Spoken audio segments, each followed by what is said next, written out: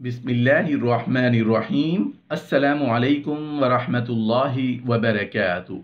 फ़िरऔन की शादी कैसे हुई? फ़िरऔन की शादी का वाक़या। मोहतरम नाज़रीन, आज की वीडियो में हम आपको एक नेक पारसा औरत के बारे में बताएंगे जिसकी शादी एक जालिम और जाबिर बादशाह के साथ हुई। वो जालिम और जाबिर बादशाह कौन था? वो फ़िरऔन था। तारीख के पन्नों की स्याही बनने वाला फ़िरऔन, जो कभी ये दावा किया करता था कि आना रब्बुकुमुल आला, यानी मैं ही सबसे बड़ा खुदा हूँ, अल्लाह रब्बुल इज़्ज़त ने उसे हलाक करके दुनिया के लिए इबरत का निशान बनाकर ये साबित कर दिया कि सबसे बड़ा खुदा कौन है। अल्लाह ऐसा है कि कोई उसके सिवा पूजने के काबिल नहीं, कोई उसका साजी नहीं, कोई उसके बराबर और मद्दे मुकाबिल का नहीं, कोई उसका मददगार नहीं, न उसका बाप है, न बेटा, न बेटी, न बीवी। वो इन तमाम रिश्तों से पाक है। उसको किसी ने पैदा नहीं किया, न वो भूलता है और न गलती करता है। वो जुल्म और ज्यादती नहीं करता और वादा के खिलाफ नहीं करता। मोहतरम नाजरीन, हजरत आसिया अलैहिस्सलाम की फ़िरऔन से शादी कैसे हुई? शादी से पहले हजरत आसिया अलैहिस्सलाम ने फ़िरऔन से शादी करने से क्यों इनकार किया था? फ़िरऔन ने क्यों हजरत आसिया अलैहिस्सलाम से ज़बरदस्ती निकाह किया? फ़िरऔन मिस्र ने रैयान बिन वलीद की पोती हजरत बीबी आसिया अलैहिस्सलाम को शादी का पैगाम भिजवाया। याद रहे कि रैयान बिन वलीद वही बादशाह था जो हजरत यूसुफ अलैहिस्सलाम के दौर में था, और वो हजरत यूसुफ अलैहिस्सलाम पर ईमान भी लाया। उसने हजरत यूसुफ अलैहिस्सलाम को अजीज मिस्र भी बना दिया था। जब हजरत आसिया अलैहिस्सलाम को फ़िरऔन ने शादी का पैगाम भिजवाया तो उनके वालिद और हजरत बीबी आसिया अलैहिस्सलाम को भी नागवार गुजरा, क्योंकि ये फ़िरऔन मिस्र पहले ही दिन से जुल्म और बर्बरियत करता था। लेकिन फ़िरऔन ने अपनी बादशाहत के जोर पर जबरन हजरत बीबी आसिया अलैहिस्सलाम से शादी कर ली और धमकी दी कि अगर ये शादी नहीं करेंगी तो आपके वालिदैन को कत्ल कर दिया जाएगा। शादी होने के बाद भी अल्लाह पाक ने हजरत बीबी आसिया अलैहिस्सलाम को फ़िरऔन से महफूज रखा और वो आप पर कादिर ना हुआ। इस बारे में मुफस्सिरीन लिखते हैं कि शादी की पहली रात जब फ़िरऔन हजरत बीबी आसिया अलैहिस्सलाम से हम बिस्तरी के लिए कमरे में गया तो अल्लाह ने उस पर नींद का ऐसा गलबा डाला कि वो सारी रात ही सोया रहा। किताबों में लिखा है कि अल्लाह ने फ़िरऔन को नामर्द कर दिया था। उसकी वजह से वो हजरत बीबी आसिया अलैहिस्सलाम से सोहबत ही ना कर सका। और बाज़ ने लिखा है कि फ़िरऔन को एक ऐसी अजीब बीमारी थी कि तबीबों ने उसको सारी उम्र सोहबत से मना कर दिया था। तो ये हजरत बीबी आसिया अलैहिस्सलाम की एक तरह से करामत भी है कि अल्लाह ने उन्हें फ़िरऔन के नापाक जिस्म से महफूज रखा। बाज़ रिवायत में है कि फ़िरऔन की एक बेटी का भी जिक्र मिलता है। आपको बताते चलें कि वो लड़की उन्होंने किसी से लेकर पाली थी। एक रात फ़िरऔन ने ख्वाब में देखा कि उसका महल मुस्मार हो गया है। खौफ और वहशत से उसका पूरा वजूद लरजने लगा। उसने नजूमियों को बुलाकर उनसे अपने ख्वाब की ताबीर पूछी। उन्होंने कहा, अन करीब बनी इसराइल का एक बच्चा तुम्हारे महल को मुस्मार कर देगा। इसलिए फ़िरऔन ने हुक्म दिया कि बनी इसराइल में जिसके यहाँ भी लड़का पैदा हो उसे फौरन कत्ल कर दो, लेकिन अगर लड़की पैदा हो तो उसे कत्ल न करना, ताकि उसकी नस्ल बाकी रहे। हजरत सैयदना मूसा अलैहिस्सलाम की वालदा ने फ़िरऔन के सिपाहियों के डर से आपको एक संदूक में रख कर दरिया में डाल दिया। दरिया से एक नहर फ़िरऔन के महल के पास से बहती थी। ये संदूक बहता हुआ उस नहर में चला गया। फ़िरऔन ने हुक्म दिया कि उसे महल लाकर खोला जाए। जब संदूक खोला गया तो उससे खूबसूरत बच्चा निकला। यह संदूक पानी और दरख्तों के दरमियान पाया गया था। इस वजह से हजरत आसिया ने आपका नाम मूसा रखा। हजरत मूसा अलैहिस्सलाम बचपन में जब हजरत आसिया अलैहिस्सलाम की गोद में आए तो आपने सैयदना मूसा अलैहिस्सलाम के चेहरे में नूर देखकर उन्हें अपना बेटा बना लिया। फ़िरऔन से जो कहा उसे कुरान पाक में यूं बयान किया गया कि फ़िरऔन की बीवी ने फ़िरऔन से कहा, यह बच्चा मेरी और तुम्हारी आंखों की ठंडक है, उसे कत्ल ना करो, कुछ पता नहीं ये हमें फ़ायदा पहुंचाए, हम उसे बेटा बना लें। और ये फैसला करते वक्त انہیں انجام کا پتہ نہیں تھا۔ اس پر بدبخت فرعون نے کہا اسے تم رکھ لو، مجھے اس کی کوئی حاجت نہیں۔ نبی کریم صلی اللہ علیہ وآلہ وسلم کا فرمان ہے اگر آسیہ کی طرح فرعون بھی اس بات کا اقرار کرتا یہ بچہ اس کی آنکھوں کی ٹھنڈک ہے تو ضرور اللہ پاک اسے ہدایت عطا فرما دیتا جیسے آسیہ علیہ السلام کو عطا فرمائی۔ آسیہ علیہ السلام نے موسیٰ کو اپنا فرزند قبول کر کے در حقیقت انہیں اس کی حتمی موت سے بچا لیا۔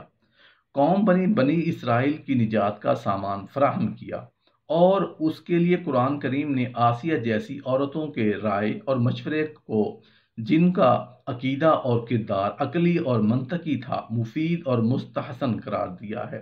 دوسرے کاموں میں بھی آسیہ علیہ السلام کی عقلی اور معتبر نظریوں کی پیروی کرتا تو کبھی بھی بلا اور مصیبت میں غرق نہ ہوتا اور خود کو ہمیشہ کے لیے جہنم کی آگ کا ایندھن نہ بناتا۔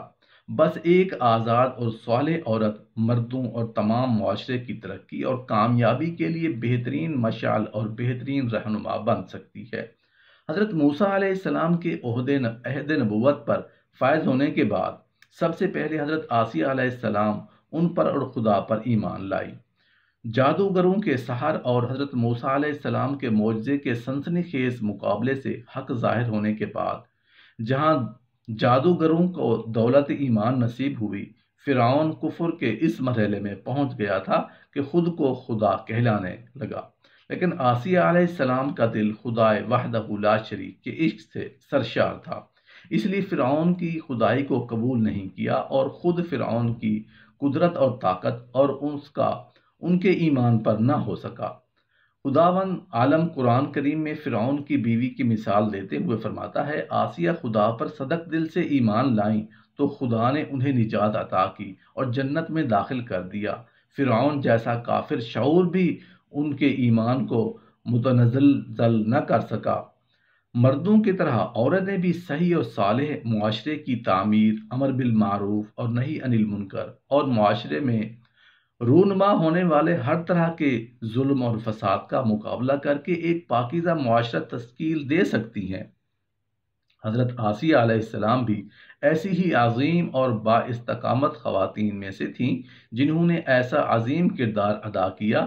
اسی لیے خداوند عالم قرآن کریم میں حضرت آسیہ علیہ السلام کی استقامت اور عظمت اور ستائش بیان کرتے ہوئے فرماتا ہے خدا نے ایمان والوں کے لیے فرعون کی زوجہ کی مثال بیان کی ہے کہ اس نے دعا کی پروردگار میرے لیے جنت میں ایک گھر بنا دے اور مجھے فرعون اور اس کے کاروبار سے نجات دلا دے اور اس پوری ظالم قوم سے نجات پا کر دے۔ قرآن کریم کی نظر میں اللہ حضرت آسیہ علیہ السلام حق کی شناخت و بصیرت سے آگاہ تھی۔ انہوں نے نہ صرف یہ کہ اپنی شجاعت و بہادری کے ساتھ اپنے کافر کی پیروی نہیں کی، اس لیے قرآن کریم نے آسیہ کو مومنین کے لیے نمونہ قرار دیا ہے۔ آسیہ علیہ السلام ایک شجاع اور بہادر اور حق پرست خاتون تھیں۔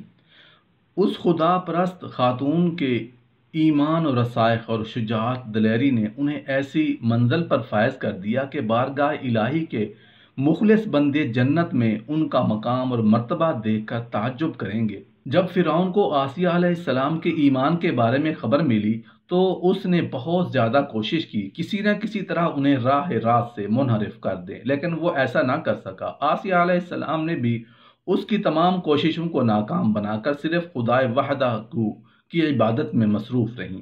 حضرت آسیہ علیہ السلام نے حضرت موسیٰ علیہ السلام کی حقانیت کو ثابت کرنے کے لیے فرعون سے بہت زیادہ بحث اور مناظرہ کیا، مگر فرعون آسیہ علیہ السلام کے ایمان اور عقیدت کو بدلنے میں کامیاب نہ ہو سکا۔ کثر فرعون کا غصہ روز بروز بڑھتا گیا۔ آسیہ علیہ السلام نے فرعون سے کنارہ کشی اختیار کر لی، حضرت موسیٰ علیہ السلام کا دفاع کرتی رہیں۔ حضرت موسیٰ علیہ السلام کے چاہنے والے فرعون کے سپاہیوں کے ساتھ ظلم و ستم کے بھینٹ چڑھ رہے تھے، انہیں بے دردی کے ساتھ قتل کیا جا رہا تھا، یہاں تک کہ فرعون نے حضرت موسیٰ پر ایمان لانے والے ایک شخص کو قرآن کریم نے مومن آل فرعون کے نام سے یاد کیا، بڑی بے دردی سے قتل کر دیا، جس کے بعد آسیہ علیہ السلام کے صبر کا پیمانہ چھلک اٹھا، کھلم کھلا فرعون کی مخالفت کرنے لگی۔ فرعون میں غیظ و غضب کی آگ بھڑک اٹھی، اس نے اپنی زوجہ آسیہ علیہ السلام کو بہت ہی دردناک طریقے سے ایذائیں پہنچائیں۔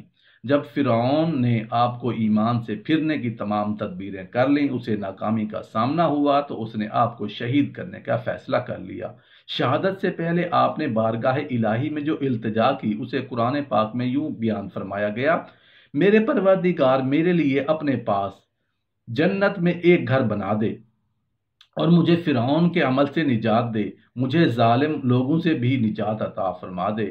بعض روایت میں آتا ہے کہ فرعون نے حضرت آسیہ علیہ السلام کو مصر کی تپتی سورج کے نیچے زمین پر لٹا کر 4 کیلیں ٹھوک دیں اور سخت تکالیف پہنچائیں۔ فرعون نے اپنے کارکنوں سے کہا کہ ایک بڑی چٹان لاؤ، اگر چٹان دیکھ کر بھی یہ ایمان پر قائم رہتی ہیں تو چٹان اس پر گرا دو، اور اگر اس ایمان سے پھر جاتی ہیں تو یہ میری بیوی ہے، اسے مت مارنا۔ چنانچہ جب آپ کے سامنے چٹان لائی گئی تو آسمان کی طرف آپ کو اپنا جنتی محل نظر آیا، جس سے آپ کے عزم و استقلال میں اور بھی اضافہ ہو گیا۔ اسی حالت میں آپ کی روح پرواز کر گئی، اور اس کے بعد جب آپ پر چٹان گرائی گئی تو وہ ایسے بدن پر گری جس میں روح نہیں تھی۔